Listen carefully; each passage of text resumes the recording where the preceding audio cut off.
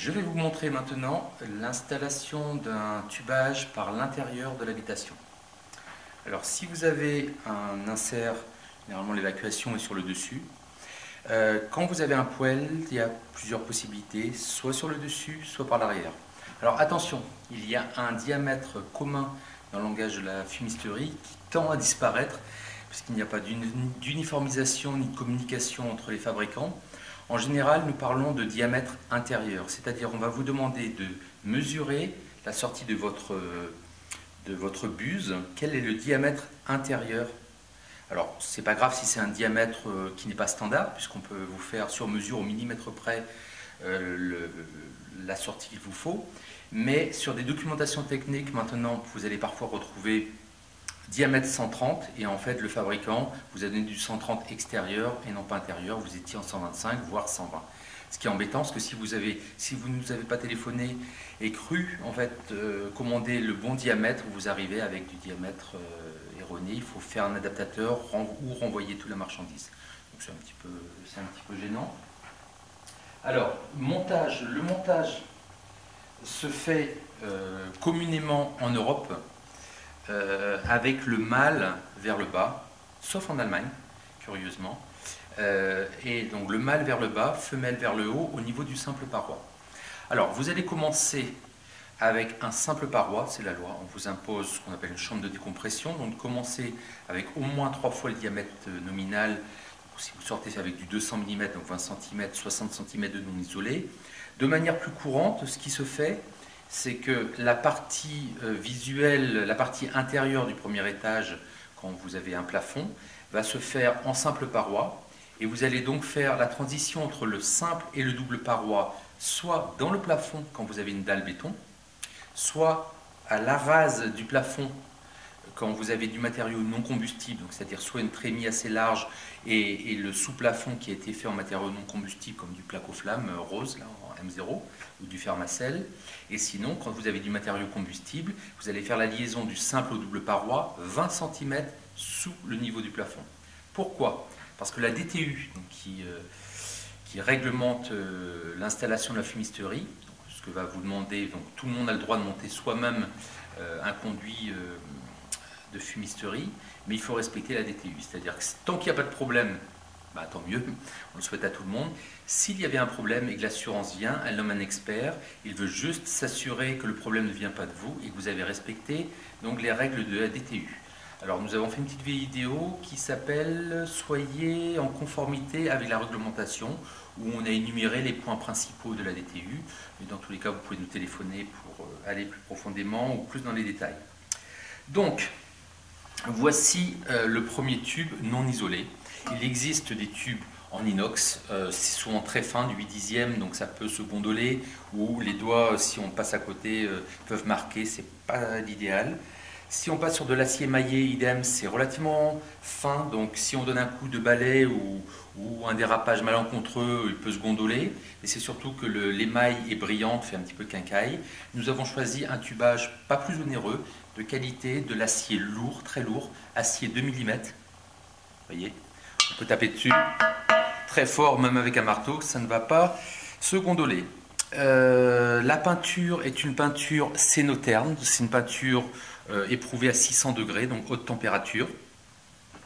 Et si vous voyez donc l'extrémité, là, il y a un petit renfoncement, c'est la partie mâle. On considère que tout le reste de l'élément est une partie femelle.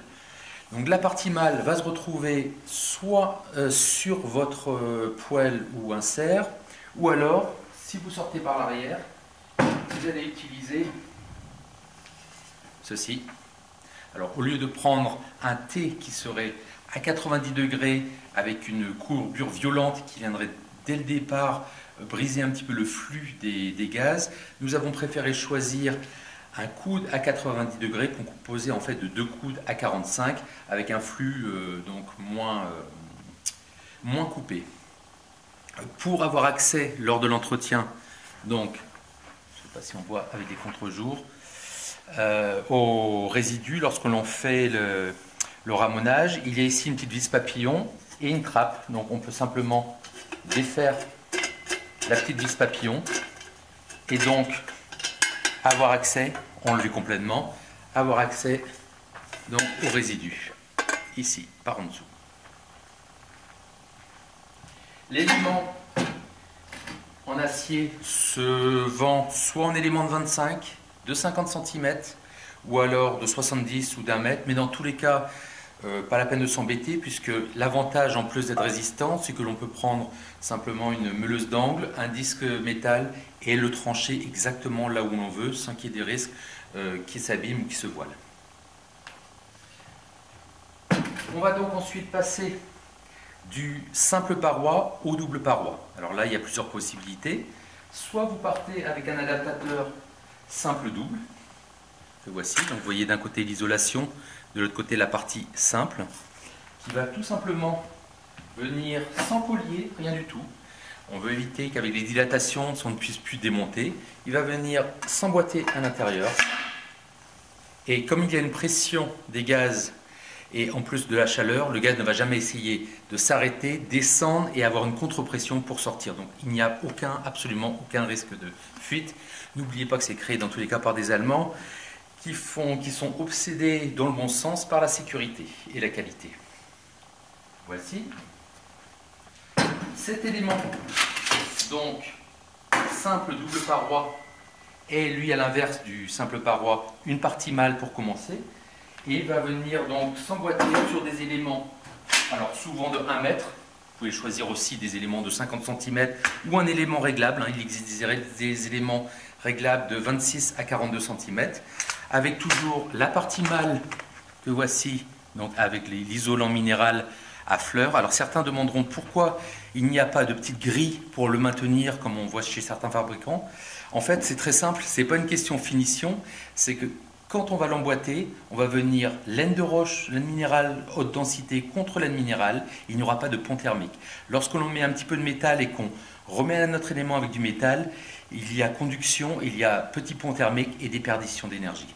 Voilà, donc il y a une vraie logique derrière ça. Chaque élément vous est livré, quelle que soit sa taille, que ce soit un coude, un T, un petit élément, un grand élément, le chapeau, avec sa bride de fixation. C'est ce qu'on appelle une bride de sécurité.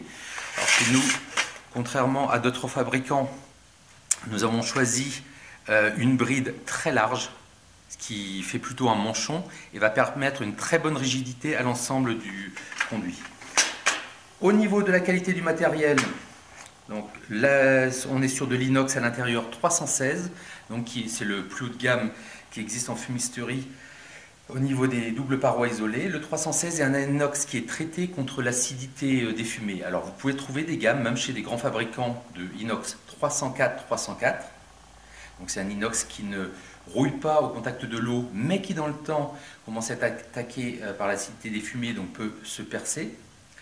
Corrosé. Il existe aussi l'inox intérieur Galva extérieur. Nous avons préféré garder une seule gamme, ce qui nous permet de négocier de très gros volumes sur 6 magasins en Europe. Et en fait, on vous propose le haut de gamme 316-304 à des prix bien inférieurs au plus bas de gamme autorisé 304 Galva. L'épaisseur du métal, très important, donc fabricant allemand, qualité allemande, on s'en moque beaucoup, mais ça reste vraiment là. On est sur un inox de 5 dixièmes, contrairement aux fabricants que vous trouvez régulièrement qui le font en 4 dixièmes. Alors ça reste des dixièmes, pour vous c'est pas très épais toujours, mais pensez quand même que c'est 25% plus épais, donc 25% plus lourd et 25% plus rigide. Donc un métal plus rigide et des gros manchons de sécurité de 7 cm pour relier deux éléments donnent une extrême rigidité qui permet à l'extérieur d'avoir uniquement un collier tous les 4 mètres, mais même à l'intérieur, on peut sortir de la toiture sans avoir besoin de haut-banner, c'est-à-dire mettre un cerclage et des filins pour éviter que ça bouge, jusqu'à 3 mètres de sortie, alors que n'importe quel fabricant a une norme de 1,40 m à 1,50 m. Revenons à nos moutons. On va donc insérer la partie de l'élément qui était sur le tubage non isolé à l'intérieur, donc du côté femelle, vous voyez ma main qui rentre dedans, de l'élément isolé. L'emboîtage se fait très facilement. Il suffit juste de desserrer, libérer la grille d'attache. tel que ceci, enfoncez l'élément.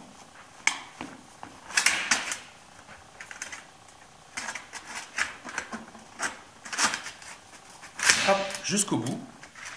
Et vous voyez que, je vais vous rapprocher l'élément, vous avez donc côté bride, vous avez un petit creux ici et un petit creux de l'autre côté. La bride rentre juste entre les deux et vous serrez bien fort pour solidariser l'ensemble. Je vais d'ailleurs vous le faire, ce qui me permettra de bouger l'élément sans que perdre un bout, que la bride ne bouge. Donc, si vous regardez les retours clients là, au niveau des étoiles du magasin, vous verrez qu'il y a beaucoup de commentaires sur la qualité des produits. Les gens cherchent, puis c'est tout à fait normal, hein, sur Internet un prix. Le prix c'est bien, et quand on paye un prix bien inférieur à ce qui est sur le marché et qu'on a une qualité qui est supérieure, c'est là que vient la surprise. Voici donc le tout monté. Donc vous allez ensuite passer votre premier étage. Deux possibilités. Soit vous avez un plancher ou avec des matériaux donc combustibles, vous allez prendre ce support plancher. C'est une platine qui est là aussi en inox très épais, hein, 2 mm, très rigide, avec un cerclage avec des gros boulons qui va venir recevoir votre tubage, et vous allez ensuite donc serrer pour le maintenir, et cette platine va venir sur soit un plancher en ayant dégagé donc les matériaux combustibles à 8 cm, soit si vous avez une large trémie, vous pouvez faire une chaise, donc un genre de hache avec du rail de placo par exemple qui est rigide et peu onéreux. Deuxième possibilité, si vous avez une dalle béton à l'étage, vous n'êtes pas obligé d'avoir le support plancher et l'élément simple à double paroi. Vous pouvez avoir un élément qui vous fait à la fois support plancher, partie mâle qui va recevoir donc votre élément simple paroi, et vous repartez directement avec une liaison double paroi. Donc ceci va se passer dans l'épaisseur de la dalle, ça va venir là, la platine sur la dalle, et la liaison va se faire à ce niveau-là, étant donné qu'on peut être en contact quasi direct avec la dalle. Vous laissez une petite lame d'air, donc si vous êtes en 150 de diamètre le plus courant, vous serez en 154 extérieur, vous faites une percée à 160 et vous venez directement faire la liaison dessus. Et avec ça, ça vous permet de prendre une rosace, voyez, et de faire la finition par-dessous à fleurs avec une finition parfaite. Si vous devez faire la finition avec l'élément isolé, il y a plusieurs possibilités. Soit vous prenez une plaque de finition en inox, alors soit en un seul morceau, elle se vend en un seul morceau, soit en deux morceaux qui vont venir de part et d'autre du tubage. Hop, je ne sais pas si vous voyez là, vous voyez, et qui viendront en fait cacher le trou que vous aurez fait pour dégager le matériau combustible. Vous aurez rempli le tout avec de la laine minérale. Ou alors, il y a aussi la possibilité de vous faire une petite rosace, comme ça, un cache, à l'épaisseur que vous voulez, 8-10 cm, et qui vient aussi s'enfiler sur votre tubage, et donc cacher la partie ajourée dans votre sous-plafond. Vous allez ensuite donc continuer à monter et maintenir en un deuxième temps votre tubage sous la pente de votre toiture avec cet élément. Alors on en a deux différents. Donc c'est un cerclage avec les ailettes amovibles. Donc le cerclage va être vertical et puis l'ailette va prendre la pente de votre toit et vous le clouez ou vissez sur les chevrons. Puis vous pouvez le couper hein, si c'est trop grand. Nous avons également la même chose avec un bras et la finition donc en L qui vous permet exactement de vous prendre en L et plus de force sur les chevrons. Donc, ceci s'appelle les supports au toit. On passe donc maintenant à l'ouverture que vous avez fait dans votre toit et le passage du toit qui se fait à travers un solin. Le solin va se poser comme une fenêtre de toit, comme un Velux, avec donc en recouvrement, donc on a ici le solin, donc il est roulé hein, parce que c'est du, ici on a du plomb étamé, très belle qualité. Je vous retire aussi l'attention par rapport à d'autres fabricants sur une soudure à l'étain continue au lieu d'avoir des soudures par point et souvent malheureusement des fuites qui peuvent arriver. Donc ça se pose, alors moi je vais conseiller une fois déroulé la bavette de plomb de la recourber un petit peu sur les côtés pour éviter que avec les vents diagonaux il y ait du poussé de pluie. Pour la partie haute, vous allez avoir la couverture qui va venir en débord par-dessus et donc l'eau va s'écouler. Et en partie basse, vous allez faire prendre la courbure de votre toiture.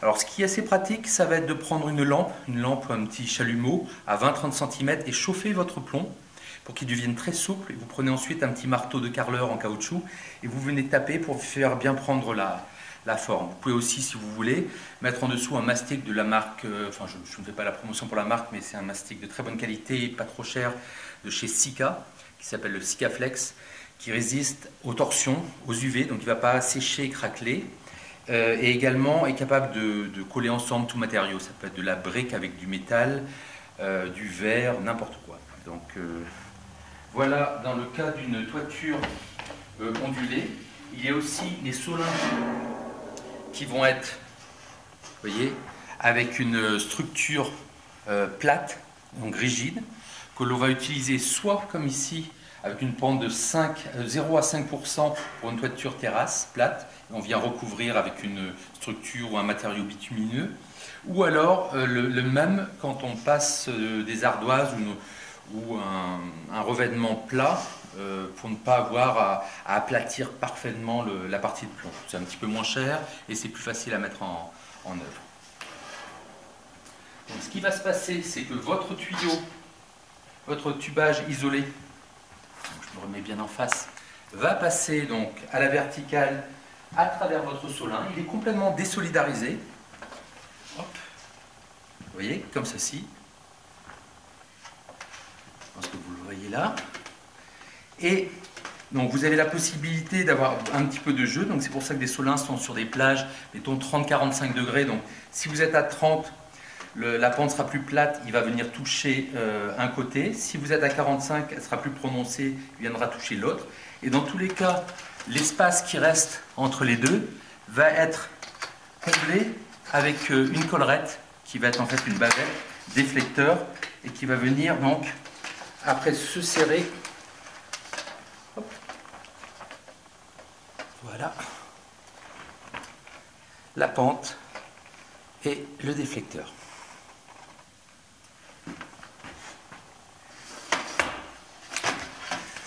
Il ne reste plus qu'à rajouter le chapeau. Et là, nous avons deux types de chapeaux. Le chapeau traditionnel, communément appelé chapeau chinois, qui vient s'emboîter dessus et que l'on vient solidariser exactement avec les mêmes brides de sécurité manchon entre les deux éléments. Vous voyez, il y a les deux rainures ici.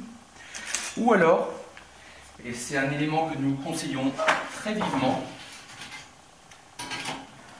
vous avez le chapeau anti-refouleur ou anti-refoulement, que voici. Alors l'avantage de celui-ci, multiple, vous avez une petite vis papillon, vous pouvez l'ouvrir complètement pour avoir accès au ramonage sans avoir à tout démonter. Vous avez donc sur le côté la possibilité donc en 2 points au fumier de partir, mais surtout ici un brise-vent, un pare-vent, qui va empêcher les vents de s'engouffrer à l'intérieur et venir caper vos fumées. Le problème, c'est que vos fumées montent à 25 km/h environ. Dès que vous avez un vent qui est à 30-40, qui n'est même pas très fort, il vient appuyer, faire accumuler beaucoup de flocons de carbone, donc encrassement prononcé et surtout un moment manque de flux et du coup votre tirage est poussif et il peut y avoir des retours de fumée. Donc il se met également donc dessus et se solidarise avec le même manchon. Alors vu un budget global d'une installation, que ce soit intérieur extérieur, d'à peu près 5 mètres en tubage isolé, qui avec accessoires, raccordements et autres vous reviendrez autour des 900 €. La différence de prix entre un chapeau chinois et un chapeau anti-refouleur est peut-être d'une 30-40 € sur un budget de la sorte, c'est ridicule. Je vous conseille vivement ce chapeau. Il est plus esthétique, plus fini et il fait surtout, il vous permet d'avoir un rendement bien meilleur de votre poêle. Et bien voilà, je crois que j'ai fait le tour. Si vous avez des questions particulières, n'hésitez surtout pas à nous appeler. Nous avons donc sur le site en haut, en première page d'accueil, sur conduitedecheminée.fr, un numéro en 09 que vous pouvez appeler. C'est un numéro au prix d'un appel local. Il y aura toujours un technicien pour vous accompagner dans votre démarche, dans votre achat, vous conseiller sur les meilleurs produits et répondre à vos questions techniques si vous en avez. Au plaisir. Au revoir.